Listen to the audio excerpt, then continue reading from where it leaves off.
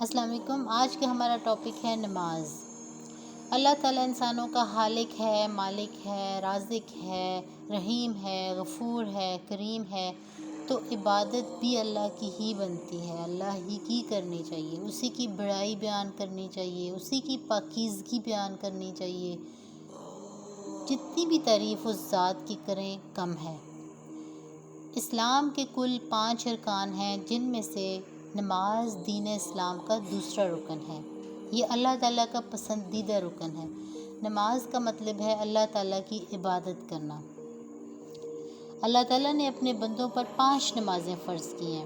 سیدنا انس بیان کرتے ہیں کہ ایک آدمی نے رسول صلی اللہ علیہ وسلم سے سوال کیا، اے اللہ کے رسول، اللہ تعالیٰ نے اپنے بندوں پر کتنی نمازیں فرض کی ہیں؟ آپ صلی اللہ علیہ وسلم نے فرمایا، اللہ تعالیٰ نے اپنے بندوں پر 5 نمازیں فرض کی ہیں۔ اس نے کہا، اے اللہ کے رسول، کیا ان سے پہلے یا بعد میں بھی کوئی نماز فرض ہے؟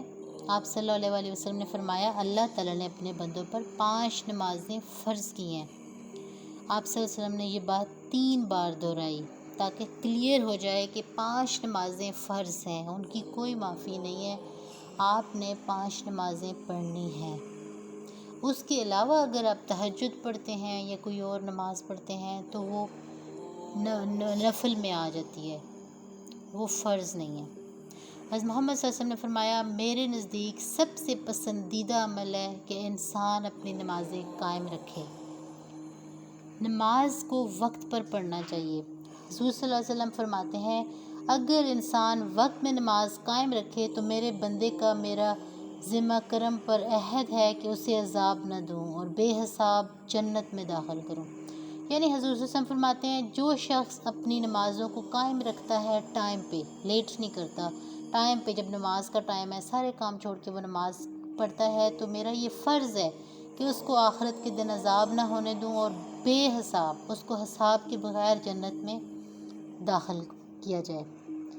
فجر کی نماز بہت ضروری ہے، ساری نمازیں ضروری ہیں، لیکن فجر میں اوبویسلی تھوڑا سا اٹھنا مشکل ہوتا ہے، پھر شیطان بھی آپ کو بڑی تسلیاں دے رہا ہوتا ہے، دلاسے دے رہا ہوتا ہے کہ چلو تھوڑی دیر بعد اٹھ جانا، تھوڑی دیر بعد اٹھ جانا، اسی طرح کرتے کرتے نماز رہ جاتی ہے، اس ٹائم نیند بھی انسان پہ غالب ہوتی ہے۔ تو فجر کی نماز حضور صلی اللہ علیہ وسلم فرماتے ہیں، جو فجر کی نماز ادا کرتا ہے وہ اللہ پاک کی امان میں ہوتا ہے، سارا دن فرشتے اور اللہ پاک خود اس کی حفاظت کرتے ہیں، ماشاءاللہ سبحان اللہ۔ فجر کی نماز کے بعد سے لے کر دن چڑھے تک مسلسل ذکر کرنے سے یہ کلمات کہنا زیادہ وزنی ہے۔ ایک حدیث میں ہے کہ یہ کلمات اگر آپ فجر کی نماز پڑھتے ہو، اس کے بعد آپ اگر یہ کلمات فرما دیتے ہو، بول دیتے ہو، کہتے ہو، تو آپ کا سارا دن کی عبادت جو ہے وہ اس میں کور ہو جاتی ہے۔ سبحان اللہ و بحمدہ عدد خلقہ و رضا نفسہ و زینت عرشہ و مداد کلماتہ، یہ 3 تسبیح پڑھنی چاہیے فجر کی نماز کے بعد۔ آپ صلی اللہ علیہ وسلم نے ایک آدمی کا اونٹ رات کو بہت روتا تھا، آپ صلی اللہ علیہ وسلم کے پاس آیا اور رسول صلی اللہ علیہ وسلم کو تمام حال بتایا۔ آپ صلی اللہ علیہ وسلم نے اونٹ سے رونے کی وجہ پوچھی تو اس نے کہا کہ یہ رات کو عشاء کی نماز پڑھے بغیر سوتا ہے، میں اس کے بستر کے نیچے جلنے والی آگ دیکھ کر ڈرتا ہوں اور پھر روتا ہوں۔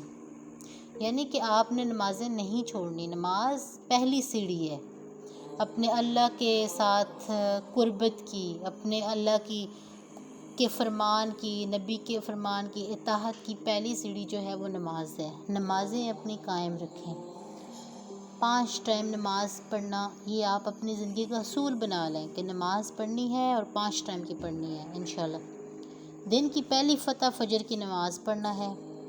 نماز کی بہت سی فضیلت ہے، نماز دین کا ستون ہے، نماز شیطان کا منہ کالا کرتی ہے، نماز مومن کا نور ہے، نماز افضل جہاد ہے۔ جہاد اس لیے ہے کہ کبھی بہت سردی میں آپ کا صبح اٹھنے کو دل نہیں کرتا، آپ کو ٹھنڈ لگ رہی ہوتی ہے، لیکن آپ اٹھتے ہو اپنے نفس پہ کنٹرول کر کے، آپ کہتے ہو نہیں بس نماز پڑھنی ہے، تو یہ آپ جہاد کر رہے ہوتے ہو اور اللہ سب دیکھ رہا ہے، اللہ سے چھپا کچھ بھی نہیں ہے۔ حضور صلی اللہ علیہ وسلم نے فرمایا، ہرگز وہ آدمی جہنم میں داخل نہیں ہو سکتا جو سورج نکلنے سے پہلے فجر کی نماز اور سورج غروب ہونے سے پہلے عصر کی نماز پڑھے۔ عصر کی نماز، فجر کی نماز کی بہت اور عشاء کی نماز کی بہت اہمیت ہے، اس پہ کافی حدیث بھی آئی ہیں۔ ساری اوورآل نمازیں آپ نے 5 ہی پڑھنی ہیں، لیکن آپ اپنے دن کا آغاز اور اختتام آپ اللہ کا نام لے کے، اللہ کو پکار کے، اللہ کو یاد کر کے کریں۔ ہم سب کو اللہ پاک نماز پڑھنے کی توفیق عطا فرمائیں، آمین ثم آمین۔